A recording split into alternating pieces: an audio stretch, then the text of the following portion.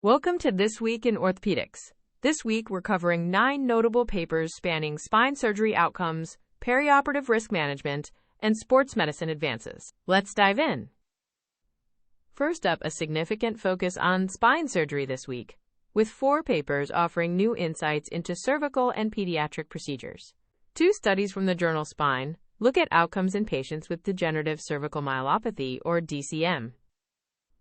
One study asks whether the duration of symptoms before surgery affects outcomes after an ACDF. Investigators compared patients with symptoms for less than a year to those with symptoms for a year or more. The group with a longer duration of symptoms did have worse absolute outcomes in terms of postoperative pain and disability scores. However, rates of achieving a clinically meaningful improvement were similar between the groups, and there was no difference in neurologic recovery based on the MJOA score. The key takeaway is that while earlier intervention may lead to a better absolute result, delayed presentation does not prevent patients from experiencing meaningful improvement from surgery. Also in Spine, a prospective multi-center study focused on a specific and often troubling symptom of DCM, neurogenic bladder dysfunction. Among patients with preoperative bladder issues, about 71% achieved complete recovery of bladder function within 2 years of surgery. The 2 factors that predicted persistent bladder problems were older age at the time of surgery and more severe bladder dysfunction at baseline. This highlights that bladder function recovery can follow a different path than motor and sensory recovery, and these findings are crucial for counseling patients preoperatively about their expected outcomes. Staying with the cervical spine, another study in Spine provides important data for the ongoing debate between anterior cervical discectomy and fusion, or ACDF, and cervical disc arthroplasty, or CDA. In a retrospective review of over 300 single-level cases, the authors found distinct patient selection patterns, with CDA patients being younger and healthier. The key finding relates to long-term complications. CDA was associated with a significantly higher rate of revision surgery at the index level, over 5% compared to less than 0.5% for ACDF. In fact, regression analysis showed CDA carried a more than 12-fold increased risk of revision. Conversely, ACDF was associated with a higher risk of developing adjacent segment disease, requiring further surgery. This study quantifies the central trade-off. ACDF is more durable at the index level, but may accelerate disease next door, while CDA preserves motion, but has a higher failure rate of the implant itself. Finally, in Spine, a major trial from the New England Journal of Medicine addresses a key question in pediatric neurosurgery. For children with a Chiari-1 malformation and syringomyelia, is it better to perform a posterior fossa decompression with duroplasty or PFDD versus decompression alone? In this cluster randomized trial, the primary outcome was the rate of surgical complications within 6 months. Complications occurred in 14% of the duroplasty group and 6% of the decompression alone group. While this risk was more than doubled in the duroplasty group, the difference was not statistically significant. Looking at secondary outcomes at 2 years, the duroplasty group had better syrinx reduction and a lower rate of repeat decompression, at 3% versus 14%. However, quality of life changes were similar. The authors conclude that larger trials are needed, but this study suggests that while duroplasty may offer better long-term structural results, it may come at the cost of more early complications. Next, we turn to 2 large database studies examining common strategies to reduce perioperative complications.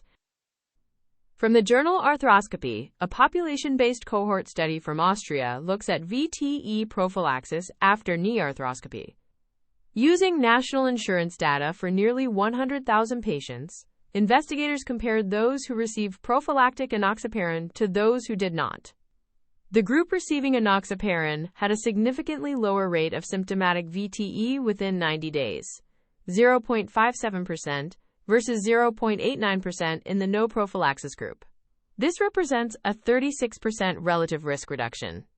The number needed to treat to prevent one symptomatic VTE was 310, and rates of bleeding complications were rare in both groups. This large-scale evidence supports considering chemoprophylaxis after knee arthroscopy while also contextualizing the absolute benefit. And in the Journal of Bone and Joint Surgery, a multi-center retrospective study evaluates the utility of preoperative Staphylococcus aureus nasal screening to prevent surgical site infections in elective orthopedic surgery. In a propensity-matched analysis of over 50,000 patients, nasal screening was associated with a significant benefit, nearly halving the odds of a deep surgical site infection and reducing the odds of a superficial infection. However, the authors offer a crucial piece of nuance. The overall incidence of deep infection was low, and among the patients who did develop a deep SSI after being screened, only about 6% had tested positive for MRSA. This suggests that while screening and decolonization works, its overall impact may be limited by the low baseline rate of MRSA-driven infections. The authors conclude that a targeted screening approach in higher-risk populations may be more valuable than a universal screening policy. In sports medicine, 2 papers this week address outcomes after major knee injury and the role of artificial intelligence in diagnosing shoulder instability. First, from the American Journal of Sports Medicine, a reader study explores whether AI can help clinicians diagnose Bankart and reverse Bankart lesions on shoulder MRI and MR arthrography. 4 orthopedic clinicians reviewed over 100 cases, once on their own and once with AI assistance. The results were striking. For Bankart lesions, the clinicians' average sensitivity jumped from 38% unaided to over 78% with AI assistance. For reverse Bankart lesions, sensitivity improved from 31% to 50%. Overall, the AI assistance corrected more than half of the labral tears that were initially missed by the human readers, all while maintaining high specificity. Clinician confidence in their diagnosis also increased significantly. This study provides strong evidence that AI can serve as a powerful tool to augment, not replace, clinical expertise, directly improving diagnostic accuracy for a common and challenging problem. Also in the American Journal of Sports Medicine, a study offers reassuring news for elite athletes with combined ACL and MCL injuries. Researchers followed professional soccer and rugby players who underwent ACL reconstruction for a combined ligamentous injury, comparing their career longevity to matched, uninjured control players. The return-to-play rate was high, at over 90%. More importantly, there was no significant difference in career length. At 5 years after surgery, about 62% of the injured players were still competing, nearly identical to the 63% of uninjured controls. This held true whether the MCL was managed operatively or non-operatively. The findings suggest that for professional athletes, a combined ACL-MCL tear is not a career-ending injury, and with appropriate treatment, they can expect a career trajectory similar to their uninjured peers. And a quick note on research methodology from the Journal of Bone and Joint Surgery. An article outlines the rationale for the Musculoskeletal Adaptive Platform Trial, or MAPT design. This is a framework for more rapidly and efficiently comparing multiple treatments to find what works best for patients. It's a look at the future of how we generate evidence in our field. If you only have time for one paper this week, make it the study on AI-assisted MRI interpretation in the American Journal of Sports Medicine.